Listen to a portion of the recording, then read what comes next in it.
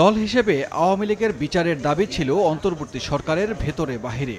বলা হচ্ছিল সংশোধিত ট্রাইব্যুনাল আইনে রাখা হবে এমন বিধান, কিন্তু সংশোধনের পরও আইনে রাখা হলো না এরকম কিছুই।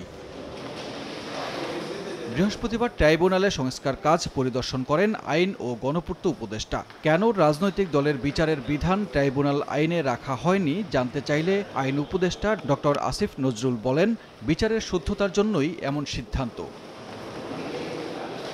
উপদেষ্টা আরও বলেন, অধ্যাদেশের কিছু কিছু ক্ষেত্রে ট্রাইব্যুনালের আদেশের বিরুদ্ধে আপিলের বিধানও যুক্ত করা হয়েছে। সবাই মিলে চিন্তা করেছে যে এই বিচারের শুদ্ধতা রক্ষার জন্য রাজনৈতিক দলের ইস্যু আনা উচিত না। কোনো চক্রান্ত জুলাই আগস্টের বিপ্লবের সাথে বিচারের শুদ্ধতার জন্য করা হয়েছে এবং খুব সীমাবদ্ধ ক্ষেত্রে। এদিকে আন্তর্জাতিক খ্যাতিসম্পন্ন অপরাধ ও মানবাধিকার আইনজীবী টবি ক্যাডম্যানকে চিফ প্রসিকিউটরের বিশেষ পরামর্শক হিসেবে নিয়োগ দিয়েছে সরকার। বুধবার রাতে সামাজিক যোগাযোগ মাধ্যম এক্সে এক পোস্টে টবি ক্যাডম্যান এ তথ্য জানিয়েছিলেন।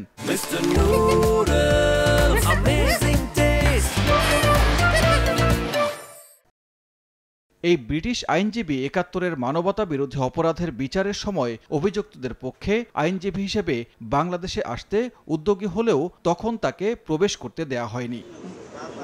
বর্তমানে আন্তর্জাতিক অপরাধ ট্রাইব্যুনালে ২টি মামলা বিচারিক কার্যক্রম শুরু হয়েছে, যেখানে সাবেক প্রধানমন্ত্রী শেখ হাসিনা, তার মন্ত্রিসভার সদস্য ও সরকারি চাকরিজীবীদের আসামি করা হয়েছে।